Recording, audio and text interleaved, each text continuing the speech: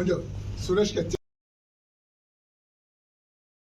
ನಾಡೋಜ ಜಾನಪದ ಮತ್ತು ವಚನ ಸಾಹಿತ್ಯದ ಬಹುದೊಡ್ಡ ಸಾಧಕರಾದ ಸನ್ಮಾನ್ಯ ಗೋರು ಚನ್ನಬಸಪ್ಪನವರು ಸಮ್ಮೇಳನಾಧ್ಯಕ್ಷರಾಗಿದ್ದಾರೆ. 1988ರಲ್ಲಿ ನಡೆದಿತ್ತು. ಆರ್ ಸಿ ಹಿರೇಮಠರವರು ಆಗ ನನ್ನ ಗೆಳೆಯರಾದ ಪುಟ್ಟರಾಜ್ ಅವರು ಉಪಮಹಾಪೌರರಾಗಿದ್ದರು. ನಮ್ಮ ಈ ಸಮ್ಮೇಳನದ ದೊಡ್ಡ ಶಕ್ತಿಯಾಗಿದ್ದಾರೆ. ಹಾಗೆ ನಮ್ಮ ಮಲ್ಲಿಕಾರ್ಜುನ್ ಅವರು ಮತ್ತು ಸನ್ಮಾನ್ಯ ಹಂಪಯ್ಯ, ರಮಿಳಾ ಅವರೇ, ಗಾಂಧಿಯವರೇ, ಪಾರ್ನೇತ್ರ ಅವರೇ, ಆತ್ಮೀಯ ಮಿತ್ರರೇ, ಬಹುಶಃ 1914ನೆಯ ಅಖಿಲ ಭಾರತ ಶರಣ ಸಾಹಿತ್ಯ ಸಮ್ಮೇಳನ, ಕಳೆದ ವರ್ಷ 13ನೇ ಸಮ್ಮೇಳನ ಶರಣ ಸಾಹಿತ್ಯ ಸಮ್ಮೇಳನ ಚಿತ್ರದುರ್ಗದಲ್ಲಿ ನಡೆಯಿತು.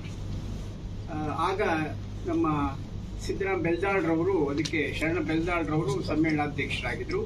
ಈ ಸಮ್ಮೇಳನಕ್ಕೆ ಗೋರು ಚನ್ನಬಸಪ್ಪನವ್ರನ್ನ, ನಾಡೋಜ ಗೋರು ಚನ್ನಬಸಪ್ಪನವ್ರನ್ನ ಸಮ್ಮೇಳನಾಧ್ಯಕ್ಷರನ್ನಾಗಿ ಮಾಡಿದ್ದೇವೆ. ಚಿತ್ರದುರ್ಗದಲ್ಲಿ ಬಹುಶಃ ಇದು 14ನೇಯ ಬೆಲ್ದಾಳದಿಂದಾಗಿ ನಮ್ಮ ಪರಮ ಪೂಜ್ಯರಾದ ಸುತ್ತೂರು ಮಠದ ಶಿವರಾತ್ರಿ ದೇಶಿ ಕೇಂದ್ರ ಮಹಾಸ್ವಾಮಿಗಳು ಅವರು ಇಡೀ ಅಖಿಲ ಭಾರತ ಶರಣ ಸಾಹಿತ್ಯ ಸಮ್ಮೇಳನಕ್ಕೆ ಗೌರವ ಅಧ್ಯಕ್ಷರು.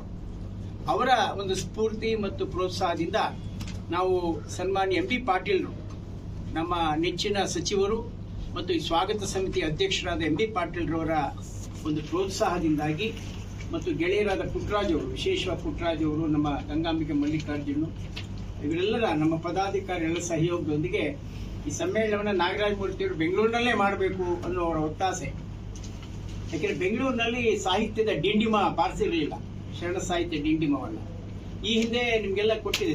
ಮಾಳವಾಡರಿದ್ರು, ಆರ್ ಸಿ ಹಿರೇಮಠರು, ಬಸವರಾಜು, ಚಿದಾನಂದ ಮೂರ್ತಿಯವರು, ಇಂಥ ಅನೇಕ ಮಹಾನುಭಾವರು ಇದುವರೆಗೂ ಈ ಸಮ್ಮೇಳನದ ಅಧ್ಯಕ್ಷರಾಗಿ ಬಹಳ ಸೊಗಸಾಗಿ ಈ ಸಮ್ಮೇಳನ ಯಶಸ್ವಿಗೆ ಸಹಕರಿಸಿದ್ದಾರೆ. ಇದೀಗ ಈ ಸಮ್ಮೇಳನವನ್ನ ಜುಲೈ 7 ಮತ್ತು 8ರಂದು ಬೆಂಗಳೂರಿನ ಬಸವೇಶ್ವರ ಸುಜ್ಞಾನ ಮಂಟಪದಲ್ಲಿ ನಡೆಸ್ತಾ ಇದ್ದೇವೆ.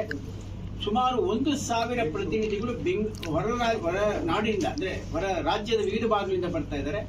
ಜೊತೆಗೆ ಮಹಾರಾಷ್ಟ್ರ, ಗೋವಾ, ಈ ಗಡಿ ಭಾಗದ ಅನೇಕ ಜನ ಸದಸ್ಯರು ಕೇರಳದಿಂದಲೂ ಬರ್ತಾ ಇದ್ದಾರೆ. ಸುಮಾರು 1-1.5 ಸಾವಿರ ಜನ ಈಗಾಗಲೇ ಪ್ರತಿನಿಧಿಗಳು ನೋಂದಾಯಿಸಿಕೊಂಡಿದ್ದಾರೆ. ಮತ್ತಷ್ಟು ಸಂಖ್ಯೆಯಲ್ಲಿ ಬೆಂಗಳೂರಿನವರು ಸೇರಿಸಿದ್ರೆ ಸುಮಾರು 2,000 ಪ್ರತಿನಿಧಿಗಳು, ಅಧಿಕೃತ ಪ್ರತಿನಿಧಿಗಳು ಇದರಲ್ಲಿ ಪಾಲ್ಗೊಳ್ಳುವಂತಹ ಸಾಧ್ಯತೆ ಇದೆ. ಎಲ್ಲರಿಗೆ ನಾವು ಇಲ್ಲಿ ಪ್ರಸಾದದ ವ್ಯವಸ್ಥೆ, ಭೋಜನ ವ್ಯವಸ್ಥೆ ಮತ್ತು ತಂಗು ವ್ಯವಸ್ಥೆಯನ್ನು ಮಾಡಿದ್ದೇವೆ. ಮುಖ್ಯವಾಗಿ ಈ ಸಮ್ಮೇಳನ ಅಂದು ಬೆಳಿಗ್ಗೆ ಧ್ವಜಾರೋಹಣದಿಂದ ಪ್ರಾರಂಭ ಆಗುತ್ತೆ 8 ಗಂಟೆಗೆ. ದ್ವಾರಕ್ಕೆ ಈ 2 ವೇದಿಕೆಗಳಿಗೆ ಹೆಸರಿಟ್ಟಿದ್ದೇವೆ. ಒಂದು ಸರ್ಪಭೂಷಣ ಶಿವಯೋಗಿ ಹೆಸರಿಟ್ಟಿದ್ದೇವೆ ಪ್ರಧಾನ ದ್ವಾರಕ್ಕೆ. ಕಾರಣ ಅವರು ಈ ಬೆಂಗಳೂರಿನಲ್ಲಿ ಲಿಂಗೈಕ್ಯರಾದಂತಹ ಒಬ್ಬ ಮಹಾನ್ ಯೋಗಿಗಳು, ಶಿವಯೋಗಿಗಳು, ಅವರ ಹೆಸರಿನಲ್ಲಿ ದ್ವಾರವನ್ನ ಮತ್ತು ತ್ರಿವಿಧ ದಾಸ